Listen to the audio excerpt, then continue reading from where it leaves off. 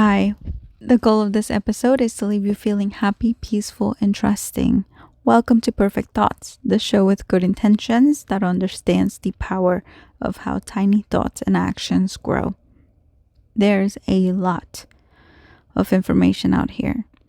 A lot.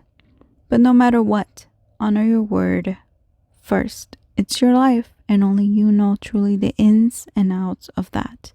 My name is Hueclouds. I am just here if you need me. Cool? Cool. Life and death. Heads or tails. To have life, you must understand death. And to know death, it means that you know why you want to stay alive. I've always known the meaning of staying alive. To stay alive is to do it for just one more day. To do it all one more time, because it doesn't have to make sense to others. It only makes sense to you. I get to die alone. I know this. I get to die alone. With company, but alone. With my thoughts. And the meaning of my life is to try every day for me, because I seen death and I appreciate it for what it is. While I am here, knowing what I know seems selfish if I am the only one that gets to die in peace. The last 2 episodes were for you. This one is for me. This is how we keep the balance, how I stay creative, how I don't rely on what I love to make me happier. This show was born out of concern for the souls around me that just don't get it. I am not competing with you or anyone else. I am not even competing. I am living because I know what I get to take with me. And it's not the clothes. It's not the money, the hate, or the compliments. I don't even get to take anyone with me.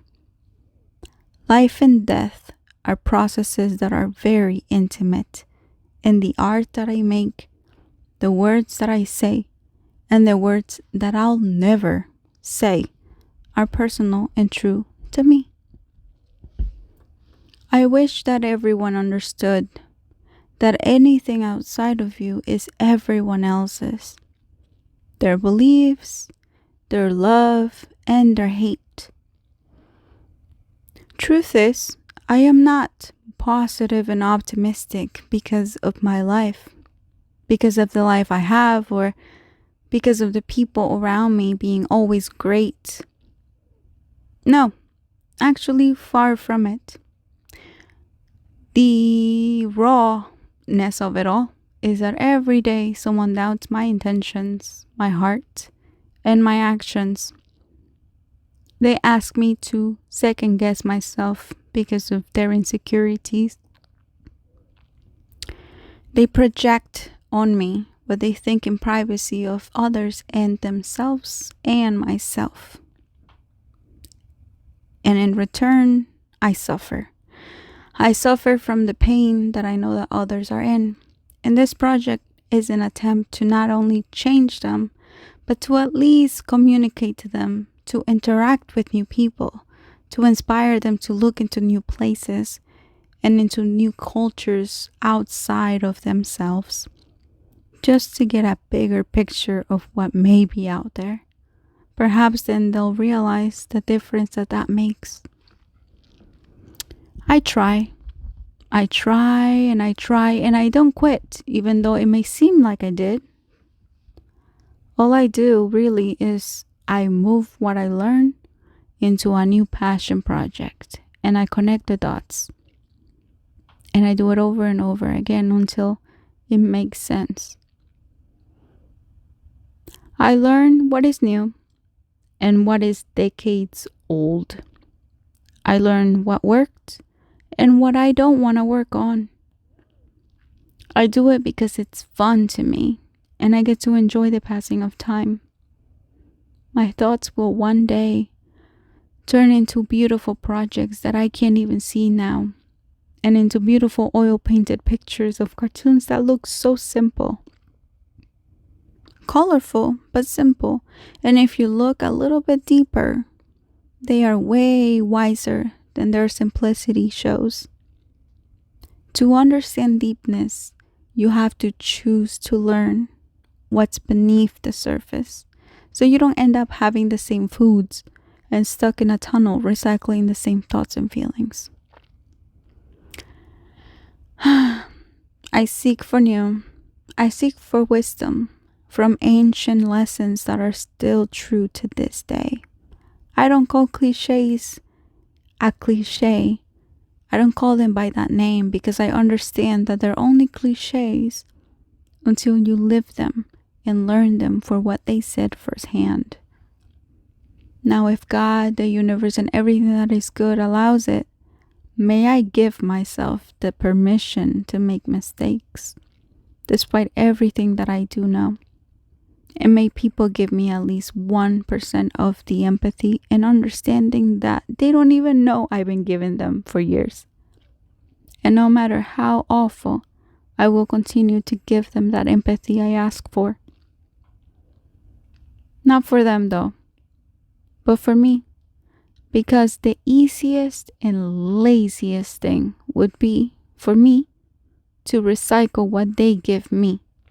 But that wouldn't be me, would it? It would separate me from my soul. It would separate me from everything that I wish to feed my soul. It's simply not the example that I wish to lead. And I do defend myself, of course, but I was gifted with so much patience and love for humanity that I have to stop myself and remember why I am here and how I wish to live inside my mind. I want it to be peaceful and clear in here because I know it's so messy outside. So my home is my mind, and my mind is my temple. And I know it may be a lifetime before we all get it, but if you're one of the lucky ones who understands what I just said, because you like to try as well, then I want you in my life. I want you in my life too. And no, you don't have to be perfect at all. I get angry too, but I do not recycle that feeling for very long because I've seen what it continues to do to the people that I love. And I don't want them to have more of that anger to recycle. Instead, I try to get them out of autopilot, but I know that they're only on autopilot because it is so hard to try. So I am willing to continue for one more day. Just one more thing to do today. Next week's episode will be about you again. Thank you for your patience. So if this relates to you, remember that when you hear the truth, you can feel it as if you always knew. It's because you do. But just like me, sometimes we need a little bit more feedback. So let me know what you think of this episode, and I'll see you next Monday. I'm Hueclouds, and take care of your perfect thoughts. Peace.